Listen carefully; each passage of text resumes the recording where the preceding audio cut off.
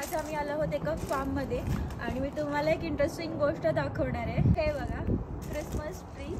आता अमेरिकेमध्ये क्रिसमस जवळ आलेला आहे, त्याच्यामुळे इकडे सगळीकडे भरपूर क्रिसमस ट्री विकण्यासाठी आलेले आहेत। हे बघून तुम्हाला असं वाटेल की नकली आहेत, पण नाही, हे ओरिजिनल क्रिसमस ट्री आहे।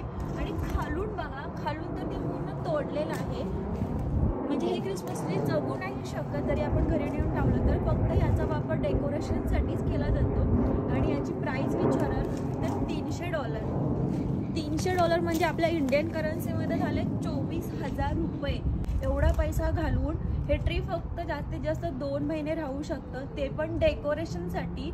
आणि ज्यावेळी क्रिसमस सेलिब्रेशन होतं त्यानंतर ही झाडं जी असतात ते लोक, ही झाडं मोस्टली सुकून जातात, त्यामुळे यांना फेकून देण्याशिवाय पर्याय नसतो। पण फक्त आणि फक्त क्रिसमससाठी, तुम्हाला बिलीव्ह नाही होणार, फक्त क्रिसमससाठी ही लोक झाडं उगवतात आणि क्रिसमस झाल्यानंतर पूर्ण कचऱ्यामध्ये फेकून देतात।